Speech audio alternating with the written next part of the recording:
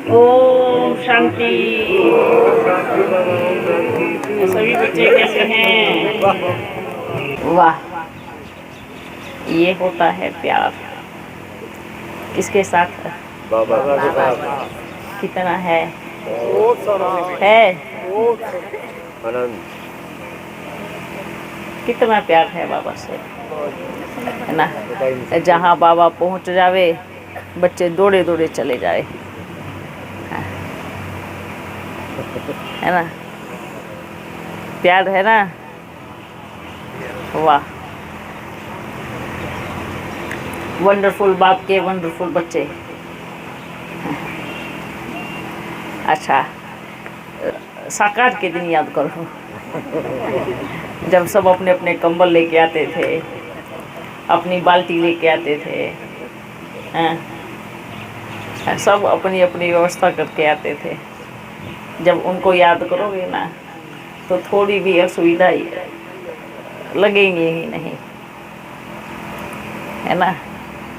तो याद कर रहे हैं। तो बैठे हुए हैं।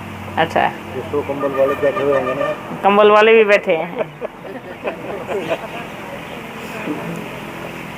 सब तो कहते हैं क्या बाबा साकार में आप मिले नहीं, है ना, हमने पालना नहीं ली।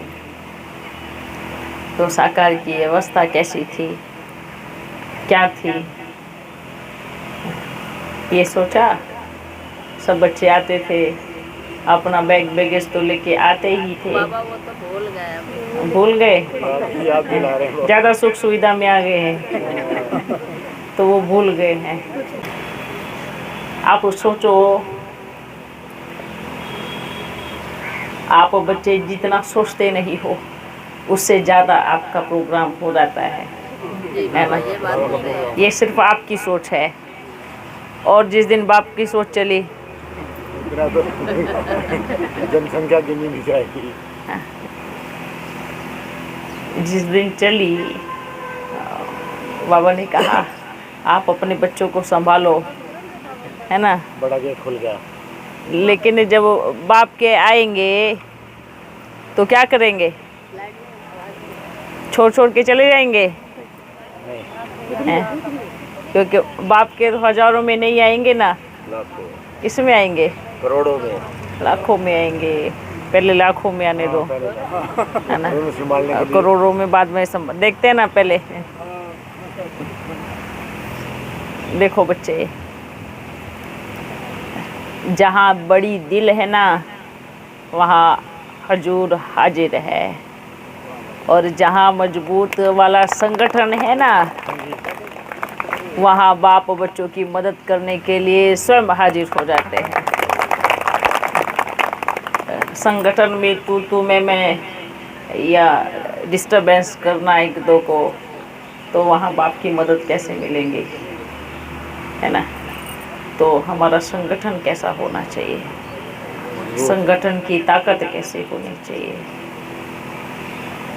कैसे हमारे शब्द होने चाहिए। बाबा को इतने बच्चे कितनी गिलानी करते होंगे, करते हैं ना, लेकिन बाबा ने कभी कुछ कहा है ना? नहीं ना। कैसा बनना है, कैसा बनना है, कैसा बनना है। तो अब सब बच्चे चेक करें कि कितनी परसेंटेज में बने हैं।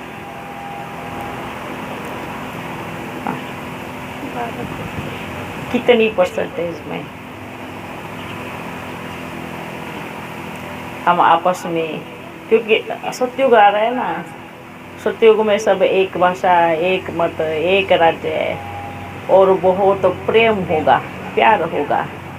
तो वो जो संस्कार है वो यहीं से ही जाएंगे ना अंदर, यहीं से ही जाएंगे, या सतयुग में ही आएंगे?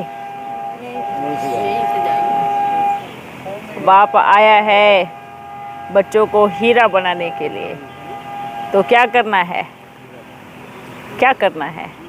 वो जो संस्कार है ना वो अभी ही धारण करने हैं, ऐसा नहीं है कि सतयुग में जाएंगे तो सतयुग में संस्कार धारण हो जाएंगे। सतयुग में तो सिर्फ कैसेट बजेगी। रिकॉर्ड कहाँ होता है? रिकॉर्ड कहाँ होता है? संगम पर।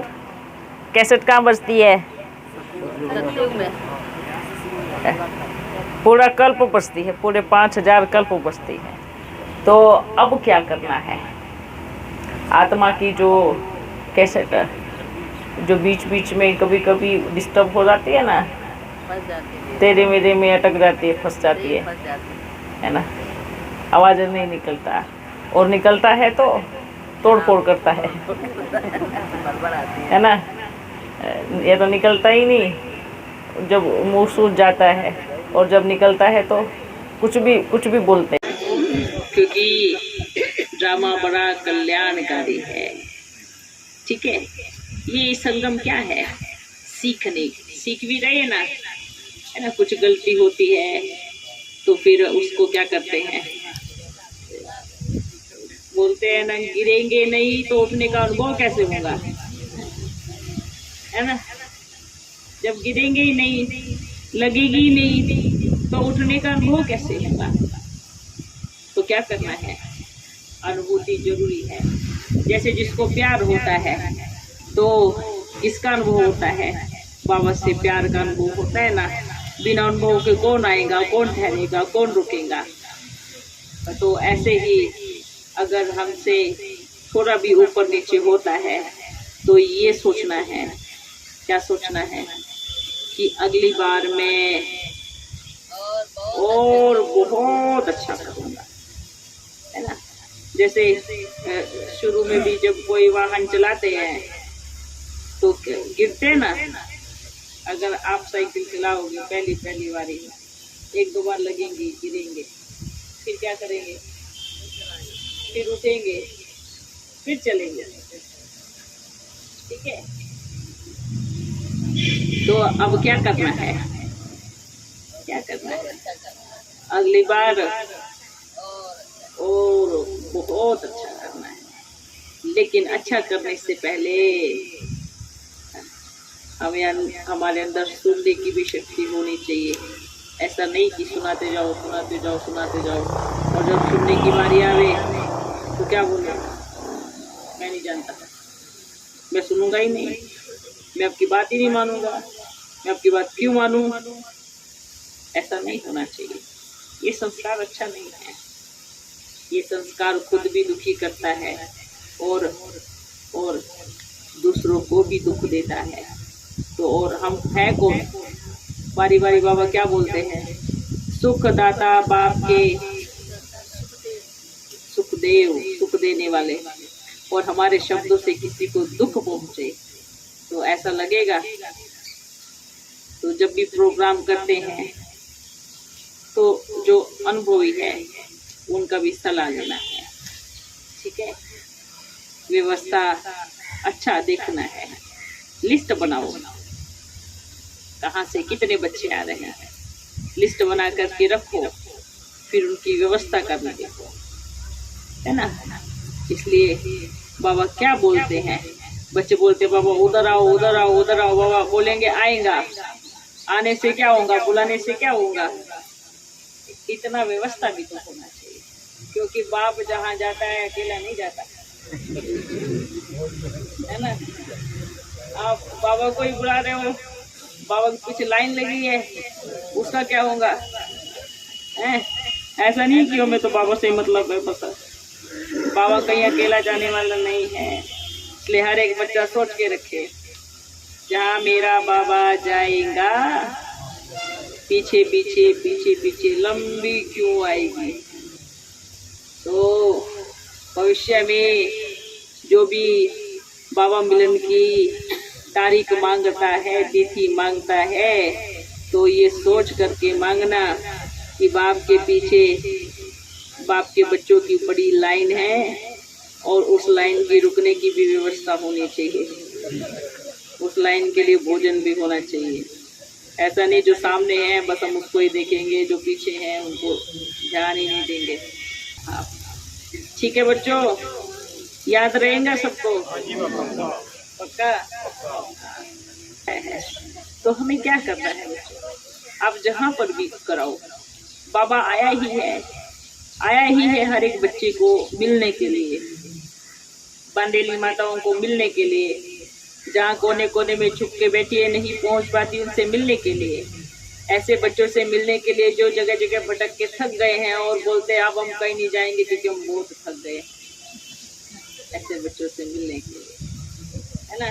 जगह जगह घूम के थक गए, नहीं अब नहीं जाएंगे, अब उधर गए, उधर भी आवाज आया बाबा इधर आ रहे, उधर आ रहे, इधर आ रहे, सब जगह जा रहे हैं, अब हम नहीं जाएंगे कहीं पे। तो वही तो ना, आवाज तो गर्जन तो कहीं हर जगह से आई, इधर बाबा आ रहे, इधर आ, लेकिन जो सुनने की जो ताकत थी ना, परखने की ताकत थी ना, वो थोड़ी कमजोर थी, है ना? जब सही में शेर आता है तो क्या होते हैं, सोए पड़े होते हैं सब, कहानी है ना, शेर आया शेर आया शेर आया।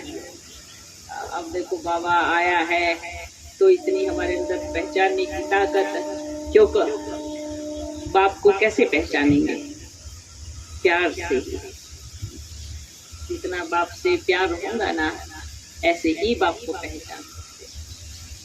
ठीक है बच्चों, चलो आप सब बच्चों का भी जाने का समय हो गया है।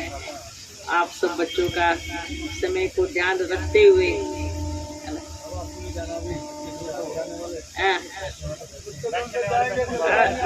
देखो जब बाबा बच्चों को लेके आते तो साथ में जाएगा ना, हम ऐसे थोड़ी भाई अपन भी पीछे पीछे जाते हैं साथ में। अब ये सोचना है कि यहाँ की प्रकृति को, यहाँ की सभी आत्माओं को बाप ने तो कदम रख दिया है, लेकिन संदेश इतना तीव्र गति से जाए, ठीक है ना, बहुत तेजी से जाए। तो अगली बार क्या करना है? संकल्प क्या करना है? दिल भी बड़ा, और क्योंकि बड़ा बाबा है ना, तो इतनी जगह में काम नहीं चलता बाबा, है ना? दिल भी बड़ा और स्थान भी बड़ा, ठीक है? आप बच्चे बोलते ना बाबा भीड़ लगाओ, जल्दी जल्दी हो, जल्दी। वही तो पूछ रहे हैं, आपके पास इतनी व्यवस्था है? क्योंकि फर्स्ट चांस आपको है, सेकंड अपन लेगा, ठीक है? फिर ये तो नहीं कहेंगे ना बाबा हमें तो एक बार चांस तो देखिए, देखते हैं कि हम क्या करने वाले थे। तो ये चांस किसको है? किसको है? बच्चों को है। तो बाप भी जरूर लेगा, ठीक है? अच्छा बच्चों, सबके लिए गोले लेके आओ। जी जी। एक भैया सुरेंद्र भाई वो कहता है कि कृष्ण नहीं, अच्छा, सुरेंद्र भाई कहता है को नहीं दिया, और आपकी जो मेरी 23-10 की है तो उसमें लिखा है कि नाम नहीं जाएगा 2 साल और राज तिलक करके ही जाएगा। तो 2036 में जैसे राज तिलक हो जाएगा तभी जाएगा। संगम आगे हो जाएगा। देखो बच्चे बैठ जाओ। कोई बोलते हैं श्री कृष्ण ने जन्म ले लिया, तो सबसे पहले बात ये है कि जो ये बोलते हैं वो ड्रामा के पूरी तरह से ज्ञाता नहीं है, क्योंकि कहते हैं ना कि जब जन्म होगा तो 70% सफाई हो जाएगी। कोई बड़ा मेहमान आने वाला होता है तो क्या कचरे में आएगा? क्या है? कचरे में आएगा? आपको यहाँ का मुख्यमंत्री प्रधानमंत्री भी आता है तो आप कितनी सड़कें धुलाई होती है, साफ सफाई होती है ना। तो बच्चे बोलते हैं कि जन्म ले लिया,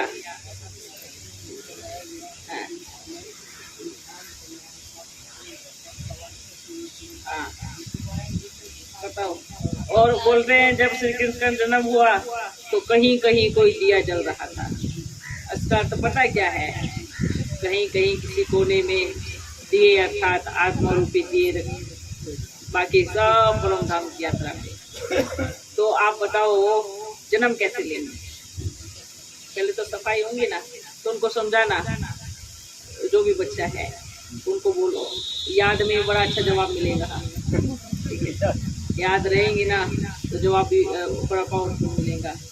कि जब कोई छोटा मोटा भी इधर का कोई एरिया का आता है तो कितनी सफाई करते हैं, पूरा ट्रैफिक रोक दिया जाता है कि भाई हमारा नेता आ रहा है, तो सतयुग में कितनी ट्रैफिक रुक जाएंगे। तो अभी तक जन्म नहीं हुआ। दूसरी बात रही संगम युग कितने साल का है।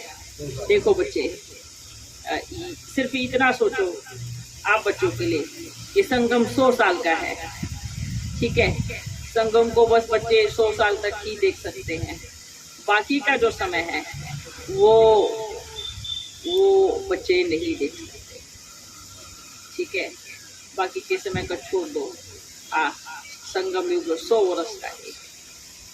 ठीक है, और जो आगे का जो समय है वो यात्रा दूसरी है, सन दूसरा चला गया, उसके बाद उसका राज आगे चल के बताएंगे। ठीक है, हाँ बस ये संकल्प रखो। हाँ, संगम युग 100 वर्ष का ही है। ठीक है, लेकिन आपका 100 वर्ष किस दिन किस तारीख को पूरा होगा वो आपको कोई डेट नहीं दी गई अभी। मतलब कि जब घंटी बजेंगी वो डेट अभी किसी को मिली नहीं है और मिलेंगी नहीं। बाबा ने बोला 1 सेकंड पहले भी नहीं बताऊंगा कि दूसरी सेकंड में घंटी बजने वाली है ना। जैसे स्कूल में घंटी बजती है तो सब बच्चे दौड़ते हैं ना, घर की तरफ दौड़ते, भागो भागो, है ना। वो छोटे से स्कूल की घंटी बजती है तो सब दौड़ते हैं। जब बाबा अपनी घंटी बजाएगा कहाँ दौड़ेंगे सब। घंटी बजना मतलब घर की तरफ दौड़ना है ना। घंटी का मतलब क्या होता है, भागो। तो इस संसार में भी जब घंटी बजेगी तो कहाँ जाएंगे, परमानेंट। बाबा श्री कृष्ण तो कह रहे थे ना कि कलयुग उसमें आते हैं ना जेल में, तो उसका क्या अर्थ है? उसका अर्थ ये है कि कलयुग पूरी तरह से समाप्त नहीं होता है, इसलिए कलयुग की जेल दिखाई गई है। वो जेल वैसी वाली जेल नहीं होती है ना। जब विनाश होगा तो कौन सी जेल बचेंगी, बचेंगी क्या? जेल में नहीं, मतलब हाँ, खराब हो जाएगी, बिल्कुल। जैसे पूरा व्यवस्था अस्त व्यस्त होंगी, है ना। कलयुग का पूरा जोर शोर से जाने का समय आ जाएगा, है ना। एक ही स्टेज पे इस किनारे कलयुग होगा, इस किनारे सतयुग की एक तरफ उतर रहे हैं।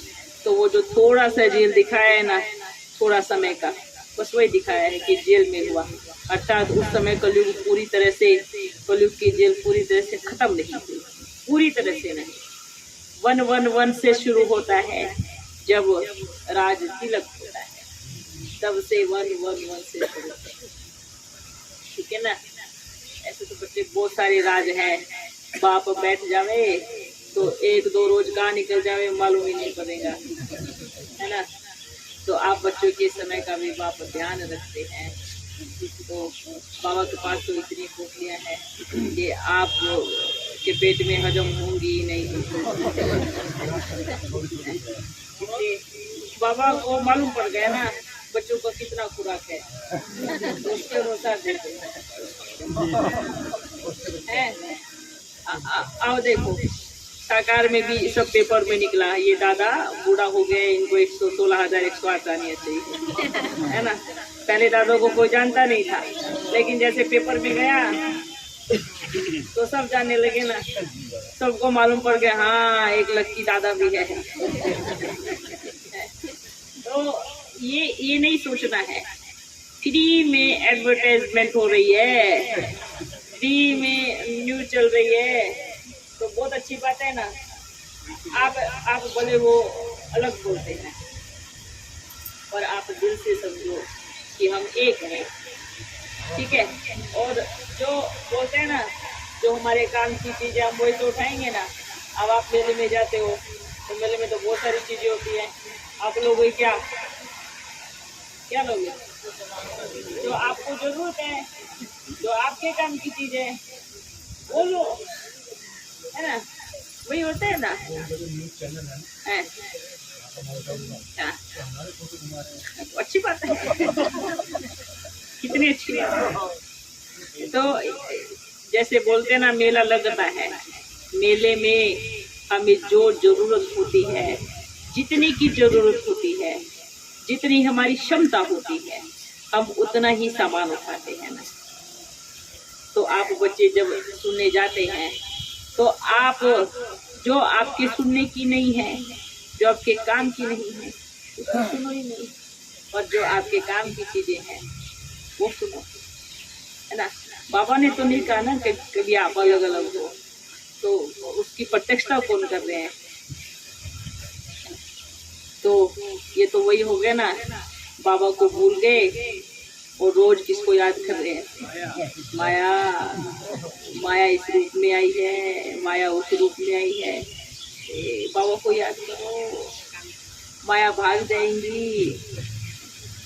है तो देखो, जो बच्चे बाप को छोड़कर माया को याद कर रहे हैं, तो कहावत है ना, आप एक मेहमान को बारी बारी बुलाओगे, बारी बारी बुलाओगे, वो क्या करे? एक दिन आपके पास धरना दे के बैठ जाएगा, है ना? मैं आ गया, अब आप मुझे नहीं निकाल सकते। अब माया का बड़ा पक्का रोल है, आप बुला लोगे पर जाएगी अपनी मर्जी से। तो सभी बच्चों को, ब्राह्मण बच्चों को भी बाबा के दिल की शुभ भावना है, हर एक बच्ची के प्रति, हर एक बच्चे के प्रति। इतने समय की तपस्या को अपने शब्दों से, अपने कर्मों से, अपनी वाणी से, अपने विचारों से भंग मत करे। ये सोचे, इस संसार में हर एक आत्मा का अपना अपना पार्ट है ना? हर एक आत्मा अपना अपना पार्ट बजा रही है, अपना अपना संकल्प कर रही है। तो क्या सोचना है? हर एक आत्मा का अपना रोल है। मुझे सबको शुभ भावना देनी है, शुभ कामना देनी है, और रोज बाप के मुरली सुननी है। ठीक है? क्या करेंगे? सुनेंगे ना? हाँ, रोज सुननी है। अगर बच्चियां बोलती है सेंटर नहीं आना, तो कोई बात नहीं, आप अपने घर में बैठ कर के मुरली सुनो, है ना? तो क्या करना है? खैर अभी कोई बच्ची नहीं रोकेगी, तो हर एक बच्चा याद रखे कि मुझे रोज बाबा की मुरली कभी मिस नहीं करनी है। आप बच्चे जैसे पहले चल रहे हैं ऐसे चलो, रोज जाओ, रोज सेवा करो, रोज मुरली सुनो, बाबा को याद करो, उसमें परिवर्तन नहीं करना है। ठीक है? बाबा, एक दीदी बोल रही है कि ये ओम नमो शिवाय क्यों शुरू कर दिया आपने? कितनी अच्छी बात है। भक्ति बोलो के अंदर, ज्ञान के अंदर कि भक्ति में क्या आप मिक्स कर रहे हो आप लोग? ओम नमो शिवाय का मतलब क्या होता है? मैं अपने खुद को याद करती हूँ। हाँ, तो रोज मुरली में क्या बोलते हैं? क्या बोलते हैं?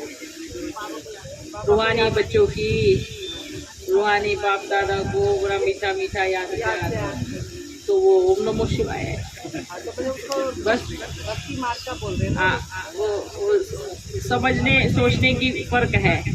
ओम, मैं अपने शिव परमात्मा को नमस्कार करती हूँ, ओम नमो शिवाय। ये इसमें कौन सी भक्ति माना गया? जो आप मुरली में रोज बोलते हो वो हम हर घड़ी बोलते हैं, वाह मेरे बाबा। हम शॉर्टकट में बोलते हैं। हाँ, तो बाबा तो सबका है ना, तो कोई बात नहीं। हर एक आत्मा का अपना अपना पार्ट है, हर कोई अपना अपना पार्ट बजा रहे हैं, बस हमें अपना पार्ट बजाना है। ठीक है? हाँ लंबे समय से थोड़ी दिक्कत है, तो एक गोली होती है, हाँ, और आने जाने में कोई दिक्कत होती है। अच्छा, हाँ, तो उनको ठीक कर दे।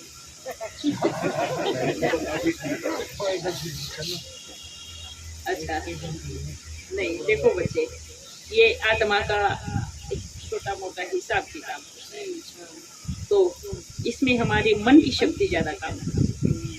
अगर हमने संकल्प कर लिया कि हमें ठीक होना ही है, और मन के संकल्प के सामने शरीर में इतनी ताकत आ जाती है ना, इतनी शक्ति आ जाती है कि बात मत, वह क्या ताकत आई है। आप बाप के लिए निकलो सेवा पे, देखना अपने आप पैर चलने लगेंगे। जब नशा होता है ना, खुशी होती है ना। अच्छा,